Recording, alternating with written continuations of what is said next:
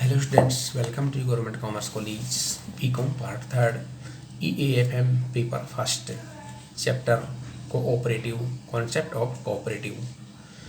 Topic है सहकारिता की परिभाषाएं, डेफिनेशंस ऑफ कोऑपरेशन।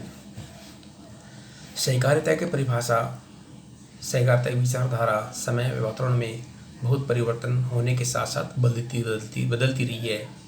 अर्थात सहकारिता की अर्थ परिभाषाओं में समय के साथ साथ सामान्यतः परिवर्तन होता रहा है। सहकारी आंदोलन के प्रारंभिक वर्षों में इसे धर्म नैतिकता से जोड़ा गया था। सर डैनियल हैमिल्टन ने इसे धर्म की तरह श्रद्धा की वस्तु बताया था।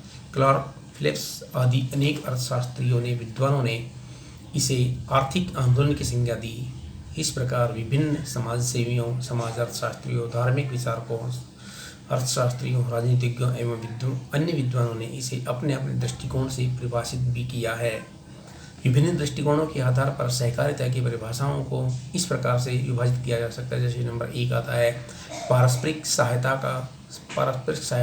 द्वारा आत्म सहायता के सिद्धांत पर आधारित परिभाषाएं। दूसरा है आर्थिक हितों में वृद्धि के सिद्धांत पर आधारित परिभाषाएं। सहकारिता व्यापक विधि की मान्यता पर आधारित है के आधार पर परिभाषाएं।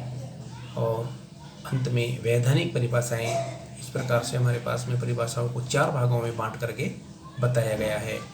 तो सबसे पहले आता है टॉपिक ए, पारस्परिक सहायता द्वारा आत्म सहायता के सिद्धांत पर आधारित परिभाषाएं। इसमें सबसे पहले राष्ट्रपिता महात्मा गांधी ने परिभाषा दी है। उनके अनुसार जब मनुष्य अपनी ही आवश्यकताओं की पूर्ति के लिए यथाशक्ति सब कुछ कर लेता है, तब वह अपनी आवश्यकताओं की पूर्ति के लिए अपने पड़ोसियों का सहयोग प्राप्त करता है। यही तो सच्चा सहयोग होता है। M.T. हैरिक के अनुसार सहकारिता स्वेच्छा से संगठित ऐसे व्यक्तियों की क्रिया है जो सामूहिक लाभ या हानि के लिए पारस्परिक सह प्रबंध के अंतर्गत अपनी शक्तियों, प्रसाधनों या दोनों का सम्मिलित ढंग से उपयोग करते हैं। नंबर 3, सर हॉरेंस प्लंकेट के अनुसार जो आयरिश सहकारिता के संपादक थे के अनुसार सहकारिता संगठन द्वारा स्वावलंबन को प्रभावपूर्ण बनाने की विधि है। नंबर 4, सहकारिता योजना समिति द कोऑपरेटिव प्लानिंग कमेटी 1946 के अनुसार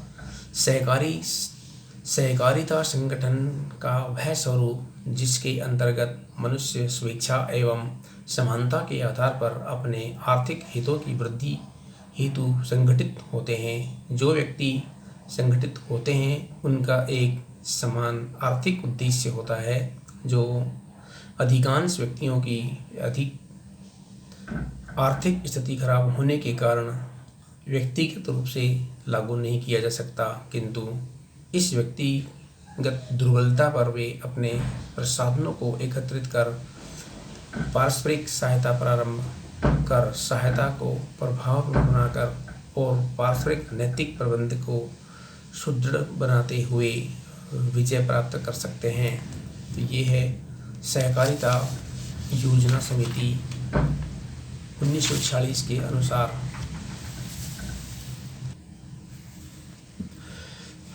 नंबर 5, अंतर्राष्ट्रीय श्रम संगठन LLO एक सहकारी समिति समान आर्थिक कठिनाइयों का सामना करने वाले ऐसे व्यक्तियों का संगठन है जो समान अधिकारों तथा उत्तरदायित्वों के आधार पर स्वेच्छापूर्वक मिलकर अपनी कठिनाइयों को दूर करने का प्रयास करती है। वे इस संस्था को अपने एक या अधिक ऐसे आर्थिक कार्यों का जो उनकी सामूहिक आवश्यकताओं से संबंधित होते हैं हस्तांतरण करके उनका संचालन अपनी जोखिम पर करते हैं, ताकि उनका सम्मिलित एवं नैतिक लाभ प्राप्त हो सके।